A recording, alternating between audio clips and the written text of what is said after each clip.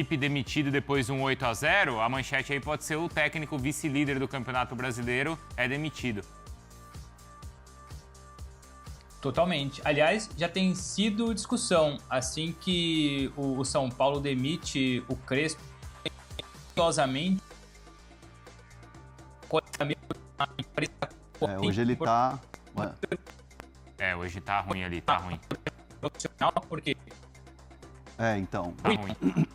Então, Tentar melhorar a conexão dele. Vamos. Mas aí, voltando naquilo que o Felipe estava falando, me parece muito claro que a ordem foi a seguinte: o São Paulo demitiu o Crespo e estamos sem treinador, vamos buscar alguém. Sim. Quem está no mercado? Tem o Roger. Ao contrário do Felipe, que o Flamengo demite o Felipe porque já tinha o substituto engatilhado. Eu não acho que o São Paulo demitiu o Crespo porque foi contratar o Hop, que já tinha o Roger acertado. Não parece, porque o Hernan até comentou que a primeira opção era o Felipe Luiz, né? Então, até a gente... Porque no caso do Flamengo é óbvio que o Flamengo demitiu o Felipe a partir do momento que tinha sido o Jardim. Exato. E até a gente traz alguns bastidores dessa demissão do Crespo também, então, né? isso aí eu quero saber também. O Hernan pode complementar mais detalhes, mas a batata do Crespo já estava assando há um tempo no São Paulo, né, Hernan? Já tinha sido... vinha sendo contestado muito nos bastidores, até pela metodologia dos treinos e tudo mais. Não era um cara que não era tão abraçado assim. Tinha certos atletas no elenco que não batiam tanto com o Crespo. Mas o trabalho era tão ruim assim, a ponto de demitir? É o vice-líder do Brasileiro e na semifinal do Paulista perdeu para um rival ali direto, jogando fora de casa. A questão é assim, essa demissão do Crespo, pro olhar do torcedor, e aí eu sempre falo isso aqui. Às vezes a gente tem que trazer isso aqui, e o nosso compromisso é trazer a informação.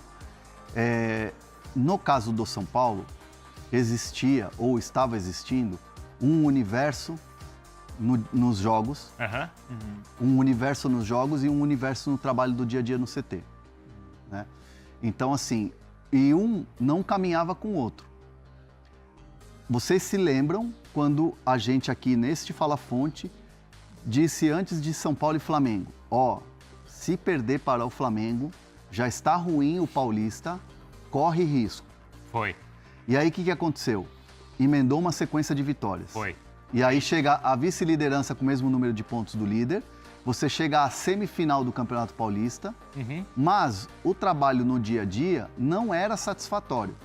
E assim, vamos lá, aqui eu quero trazer os dois lados para ser bem justo, tá? Porque senão muitas vezes fala assim, o André tá comprando a narrativa só de um lado e tal. Aqui a gente vai trazer os dois lados, a versão dos dois lados. De quem demitiu e do demitido. E do demitido. É importante, se tinha uma visão de que o trabalho não iria ter uma evolução e que os resultados foram mascarando um trabalho no dia a dia que era insuficiente. Depois que o São Paulo foi eliminado no Campeonato Paulista, o Crespo foi para Buenos Aires com a comissão técnica.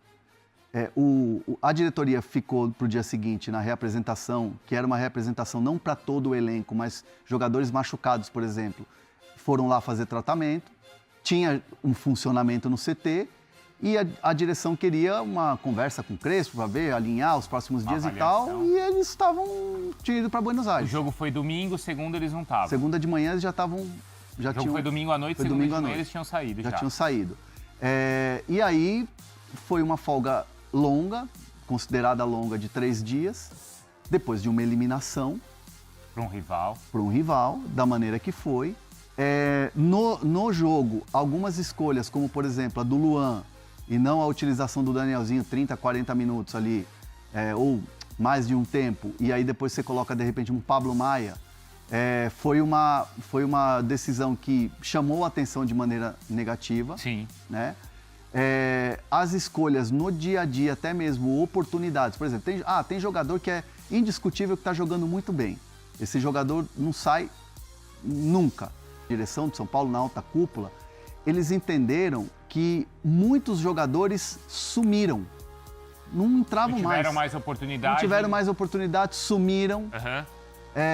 Algumas declarações do Crespo, o dos 45 pontos. Essa dos 45 faz tempo, hein? Pegou mal. Ainda estava pegando mal? Pegou mal e teve um desdobramento. E aí depois, o São Paulo precisa ser ajudado, né? Que é o trecho do Bola da Vez, que vai ao ar quarta-feira na ESPN Brasil.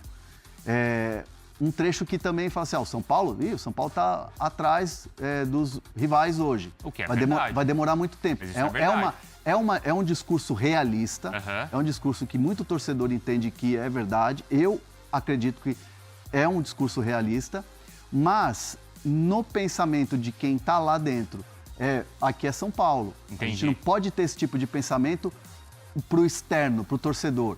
Tem que pensar que tá ruim, mas o que tá ruim, o que não dá para se comparar com os outros rivais, a gente resolve aqui dentro. Mas você acha que ele morreu mais pela boca do que pelo desempenho em campo? Acho que é tudo, As duas coisas. um conjunto da obra. Esse Bola da Vez vai ao ar na quarta, mas alguns trechos já tinham sido divulgados até para chamar o programa. Sim. Isso teve peso? Pegou mal, assim, o que ele falou e teve peso na demissão? Não dá para colocar a conta na entrevista. É um conjunto da obra, é mais um... Fator, né? Você junta ali e não tem jeito.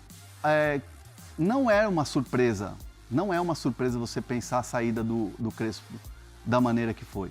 Já existia um movimento de insatisfação que deixava muito claro que poderia acontecer essa mudança. Mas é que a gente pensou que esse momento mais difícil tinha passado, né?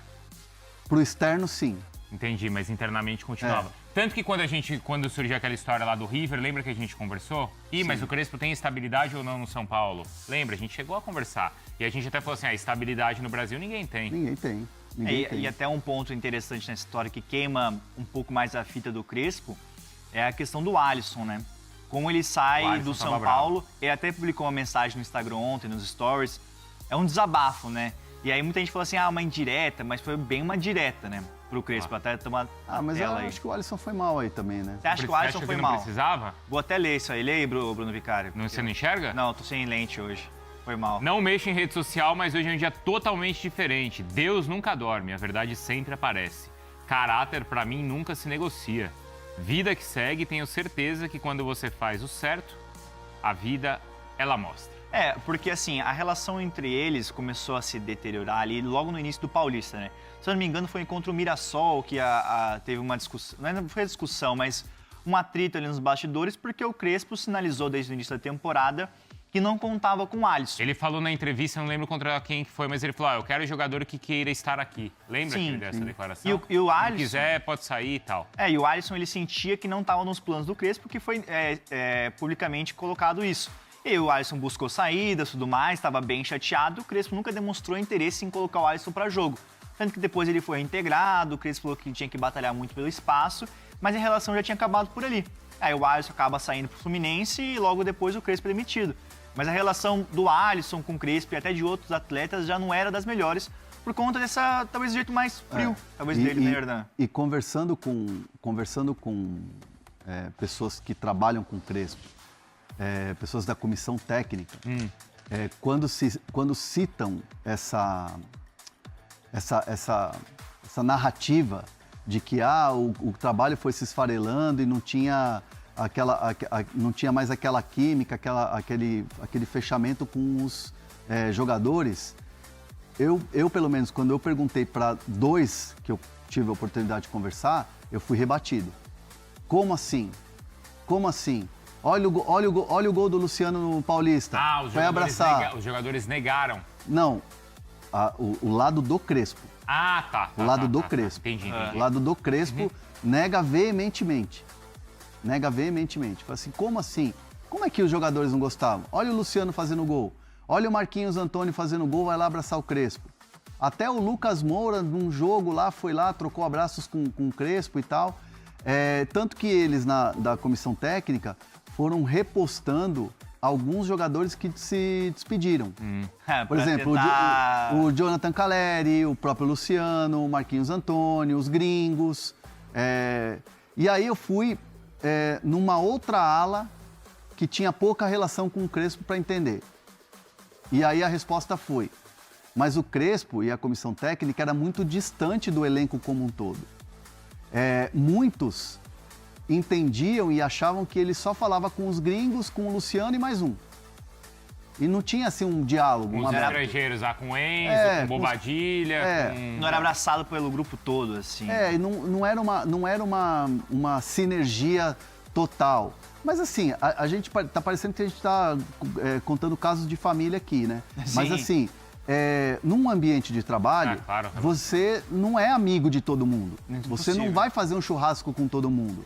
Mas existia um sentimento dentro do elenco da grande maioria dos jogadores que era algo frio, que o tratamento era frio.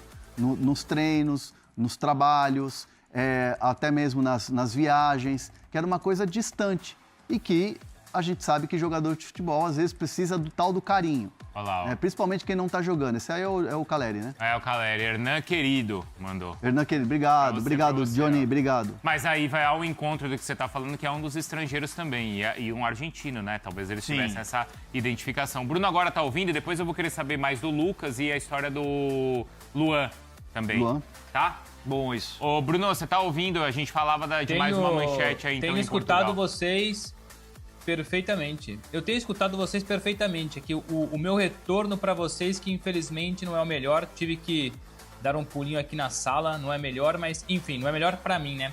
Pra conexão é. Não, sobre a repercussão é isso. Nem se compara com a repercussão que teve a demissão do Felipe Luiz. Não só por envolver depois o português, Leonardo Jardim, mas pela forma como foi. Mas não deixa de ser impactante, até pela figura do Crespo. E a figura, claro, que é tudo aquilo que envolve o São Paulo, enfim, a grandeza do São Paulo. Mas pega de surpresa muita gente ontem também em Portugal, como eu disse, rapidamente, sem querer também puxar muito para um assunto que nem é tanto difundido para já. Um jornalista especial português veio me abordar porque vai ser tema de reportagem num concorrente meu aqui em Portugal. O fato de, num curto espaço de tempo, o campeão carioca, logo na sequência, enfim, depois de um 8-0, demite o treinador. Uma equipe muito bem no Brasileirão demite um treinador, ou seja, o Brasil está acostumado a passar a imagem para fora, que demite com pouco tempo de trabalho, que demite com qualquer revés. Agora passa a ser também vendido para fora que o Brasil demite independentemente de resultado. O Crespo, isso numa análise fria, né? Se você for pormenorizar depois, a gente consegue entender algumas atitudes. Mas, no geral, a imagem que passa para o futebol da Europa, para o futebol internacional, é um Flamengo que demite o Felipe Luiz depois de um 8-0 e é um São Paulo que demite o Crespo, mesmo na parte de cima da tabela do Brasileirão.